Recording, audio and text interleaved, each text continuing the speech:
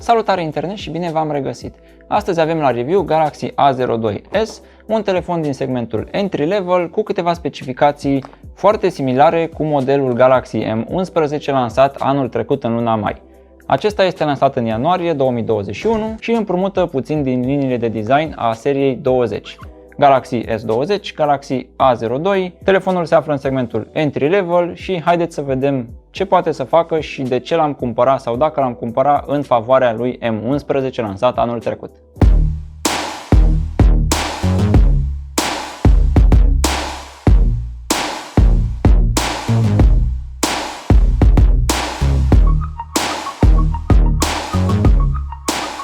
Haideți să vedem ce avem și în cutie. Am scos deja telefonul pe masă. Aici avem un plic cu documentație, folia în care a venit telefonul cu niște marketing cum ar fi octa-core, triple camera și baterie de 5000. Iar în interior avem cablul de încărcare și transfer date USB tip C și încărcătorul cu o surpriză, încărcare la 7,8W, 1,55A. Deși telefonul suportă 15W fast charge, încărcătorul din pachet este la jumătate din capacitatea lui. Tot în cutie mai avem și cheița SIM și cam atât, fără căști și fără alte accesorii, husă și așa mai departe.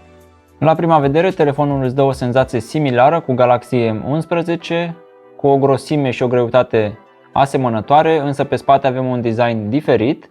Avem aceste linii orizontale, verticale, texturate oarecum.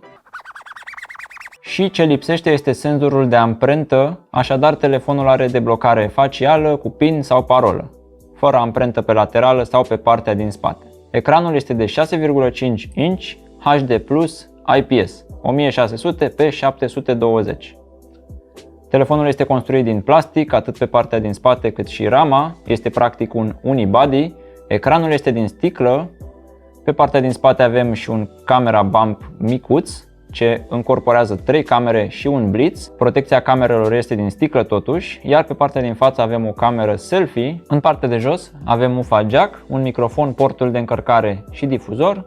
În partea dreaptă butoanele de volum și power, în partea de sus un microfon și în partea stângă sertarul pentru SIM și cardul microSD. La prima vedere, chiar dacă telefonul are 9 mm grosime, acesta nu este foarte greu și îți dă senzația că mânuiești o unealtă și nu-ți pare rău dacă îl scapi pe jos. Fiind din plastic, rezistă mai bine la șocuri și căzături. L-am și pornit, i-am făcut setup-ul inițial. Haideți să vedem ce avem înăuntru și cum se mișcă sistemul de operare pe un telefon entry level de la Samsung. Pentru început, ecranul. Acesta fiind unul IPS, culorile sunt decente, peste un ecran TFT, însă suntem limitați la doar 60 de Hz și puțin ghosting, dar nu la fel de vizibil ca pe modelul A31 prezentat acum câteva zile. La interior avem un Snapdragon 450 cu un score foarte mic, 127 pe single core cu 490 pe multicore. Ca spațiu de stocare avem 32 de GB și 3 GB RAM. În segmentul ăsta de preț găsim mai multă stocare, poate mai mult RAM, dar cu siguranță o performanță mai bună de la competiție, cum ar fi Poco M3. Telefonul rulează pe One UI 2.5, încă n-a ajuns la 3 sau 3.1, cu Android 10. Iar patch-ul de securitate este de pe 1 ianuarie 2021, măcar acest patch este mai actualizat. Având One UI și cu un procesor mai slăbuț, sistemul de operare se mișcă destul de greu în anumite momente, dar pentru activități de bază, mesaje, apeluri, niște WhatsApp și puțin Instagram, nu ar fi o mare problemă. Pe partea de gaming am descărcat PUBG Mobile, unde jocul automat s-a dat la minim și am avut, bineînțeles, sacadări ocazionale, poate chiar dese, în funcție de zonă, în funcție de câți player erau în match. Dar am mai descărcat, bineînțeles, și încă un joc, Pixel Unknown Battlegrounds, ce este un fel de PUBG, variantă cu pixel și se vede mai pixelat și se mișcă mai bine. Pe partea de camere, în spate avem 3 la număr, 13 megapixel f2.2 wide, 2 megapixel f2.4 macro și 2 megapixel f2.4 depth. Iar pe față avem o cameră selfie de 5 megapixel f2.2. Cel puțin aplicația camerei este asemănătoare cu modelele mai scumpe, dar bineînțeles cu limitările de rigoare, pentru că nu avem cameră ultra-wide, nu avem cameră tele, dar avem mai multe moduri aici la more. Avem și Live Focus, ce folosește lentila depth însă pe partea de fotografie pozele sunt oarecum hit or miss. Am avut momente în care nu am focalizat cum trebuie, aparatul, camera nu a focalizat cum trebuie, momente în care HDR-ul a dat kicks și n-a funcționat.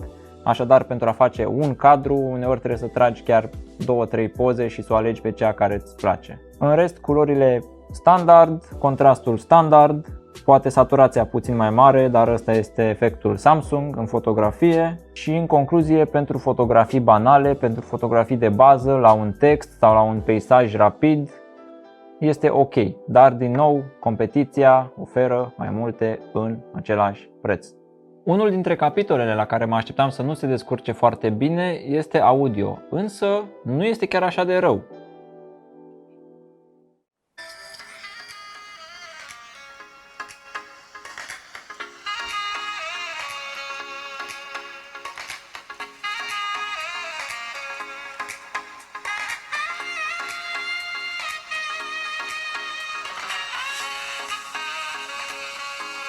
Nu distorsionează la volum mare, dar asta pentru că nu are un volum mare. Telefonul nu se aude la fel de tare ca alte modele din acest segment de preț, însă basul este prezent câtuși de puțin, iar în altele nu fac așa zisul pic.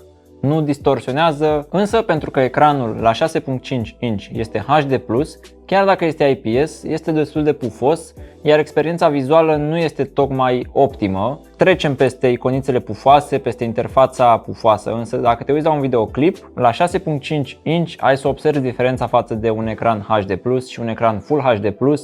În acest segment de preț ai Poco M3 cu ecran Full HD+, și mai mult decât atât este stereo. Chiar dacă nu se aude extraordinar de bine, sunetul vine din ambele părți ale telefonului și experiența este mai imersivă. Chiar dacă l-am comparat de foarte multe ori în acest clip cu Poco M3, ce este un telefon foarte bun pentru segmentul ăsta de preț, după cum a zis și Dragoș și după cum se vede clar în specificații, telefonul ăsta, A02s, poate fi foarte ușor comparat și cu un alt Samsung, Galaxy M11, și nu știu de ce l-ai comparat pe acesta în favoarea lui M11. Acela are și încărcător de 15W în pachet față de 7,8W, mai avem cameră ultra-wide pe spate, chiar dacă are puțin megapixeli, este o cameră ultra-wide, avem un alt unghi, o altă perspectivă, și pe lângă asta avem și senzorul de amprentă pe spate, o metodă biometrică de deblocare față de acesta care are numai PIN, amprentă și deblocare facială, însă este cu camera de pe față. În orice caz, avem un design mai fresh, mai nou pe Galaxy A02s